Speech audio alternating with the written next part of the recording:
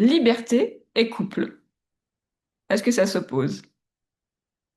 On est beaucoup à avoir grandi avec une équation simple. Le couple, c'est une prison. Des concessions, une perte d'espace, des routines, des renoncements, des contraintes. Et du coup, on a construit l'inverse. Une vie pleine, autonome, maîtrisée, où personne ne décide à notre place. Mais du coup, est-ce que ça signifie qu'on ne peut pas être libre à deux? Je suis Cindy, experte en stratégie relationnelle. Vous me retrouvez sur le site internet evol-love.com et sur la chaîne YouTube associée. Je reçois des hommes et des femmes qui souhaitent aujourd'hui trouver le bon partenaire de vie. C'est des dirigeants, des entrepreneurs qui ont cette fois envie de mettre leur vie privée au premier plan.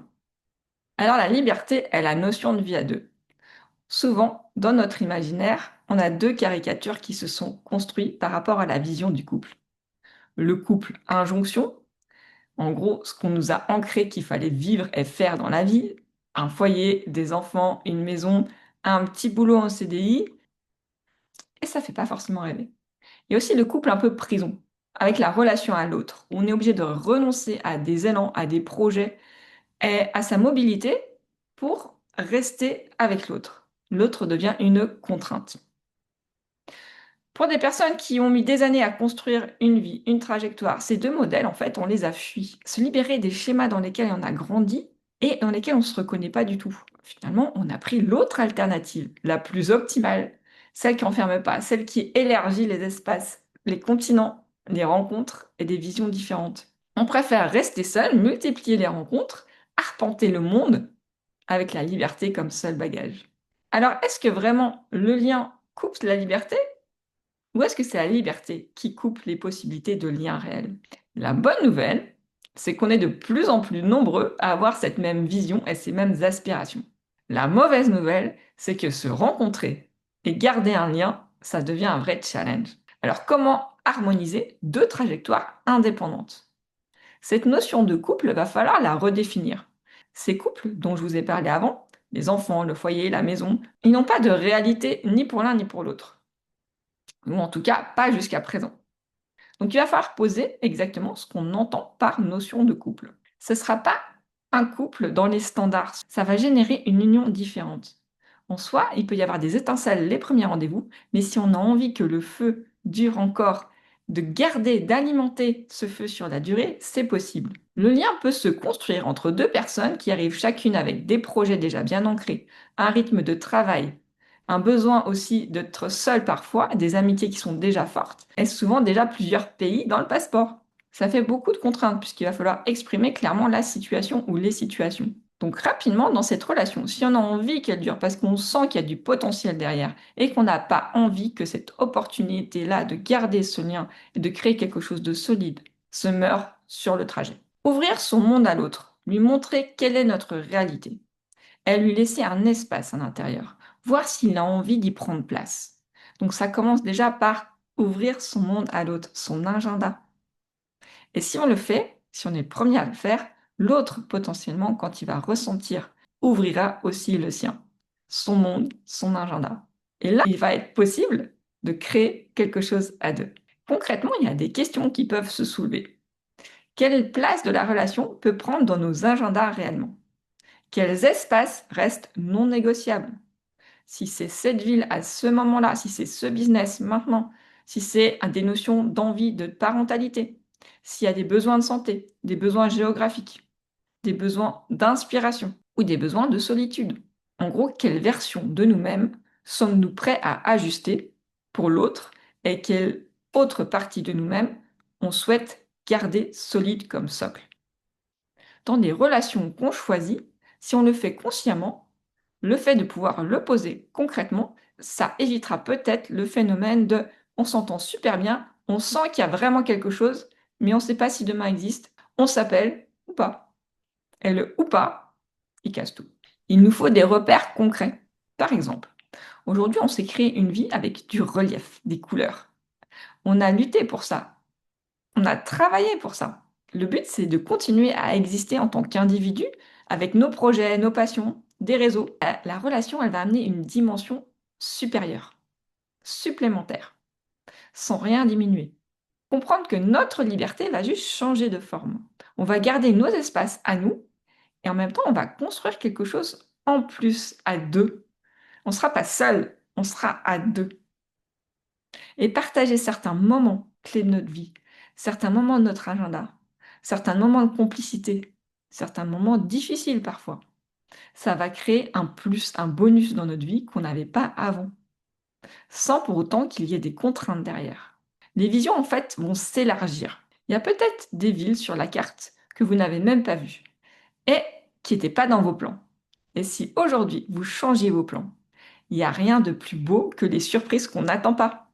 Il n'y a rien de plus beau que ce qu'on n'attend pas. L'imprévisible permet de découvrir des choses qui n'étaient pas planifiées. Donc, l'autre va ramener cette étincelle dans votre vie, va ramener cette intensité, va ramener ce challenge, ce changement, cette adaptation. Et oui, alors s'adapter, ça veut peut-être dire s'adapter à des contraintes, mais en même temps, ça nous permet d'évoluer.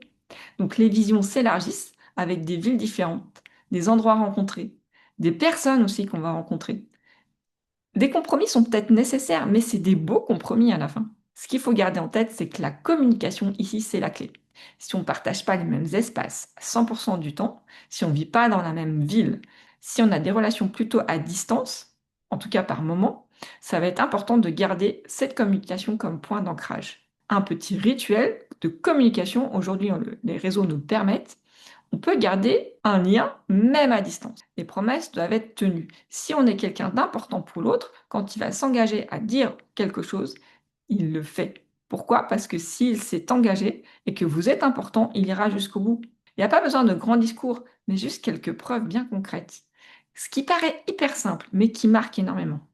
Un billet d'avion qui est pris pour vous rejoindre, un appel posé alors qu'on a un agenda chargé, du temps bloqué, une vraie présence. C'est inestimable. Quelqu'un aujourd'hui qui prend un billet d'avion pour vous rejoindre dans votre ville, dans votre pays, c'est inestimable.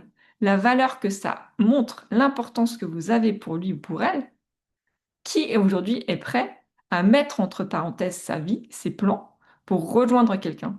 On le voit que dans les films. C'est malheureux. Donc cette liberté partagée, c'est un amplificateur de vie. Il doit ramener cette petite touche de piment, ce challenge, cette énergie qui va vous porter vous-même vers le haut. Ça va se faire de façon naturelle. Dans ce type d'alliance, il y a une union, mais l'union n'est pas la fin en soi en fait. C'est l'union qui va générer une synergie, une spirale dynamique qui va vous emmener vers la meilleure version de vous-même. Et ça se reconnaît avec plusieurs signes. On ose davantage certains mouvements professionnels ou personnels. Pourquoi? Parce que l'autre, il nous soutient. On sent sa présence, même s'il n'est pas là. On renoue avec des envies qu'on a peut-être mises de côté. Parce que l'autre, il croit en notre potentiel, même s'il ne le dit pas. On le voit dans son regard. On se sent à la fois vu dans ses faiblesses, soutenu dans ces moments-là, et en même temps, on se sent rappelé à sa vraie posture, à ce qui peut émerger de meilleur en soi. Le plus important, c'est qui on devient aux côtés de cette personne. Dans la durée, si on est en union, la posture intérieure et extérieure, elle va se redresser, elle va s'amplifier, elle va s'alléger. Vous allez littéralement vous sentir plus grand, plus puissant peut-être. La façon de travailler, de prendre soin du corps, de son énergie, tout ça, ça va gagner en fluidité, en harmonie, en cohérence.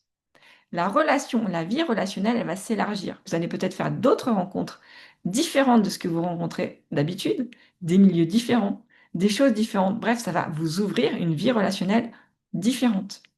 Et vous aurez un sentiment de liberté qui ne sera pas réduit, mais qui va s'intensifier parce qu'il y aura une autre dimension à votre liberté. Donc quand on a une vie qui est déjà dense, qui est libre, autonome, mais qu'on a envie de créer une relation intense, c'est possible, il suffit de d'oser la partager avec quelqu'un. Ça va demander de reconfigurer son agenda et de transmettre à l'autre son soutien. Grâce à cette union, vous allez gagner une autre dimension de vie. En partageant votre liberté, en partageant votre agenda et en aimant vous faire challenger et bousculer, vous allez obtenir une relation de qualité. C'est tout ce que je vous souhaite. Je suis Cindy. Si vous souhaitez un rendez-vous en privé, vous cliquez, vous avez les infos en barre de description, ça s'appelle le déclic. Pour les femmes, j'organise un sommet en 2026 qui s'appelle Irrésistible, incarner la femme que l'on n'oublie pas. Vous avez toutes les infos en barre de description. Je vous souhaite une très belle journée. À bientôt. Ciao.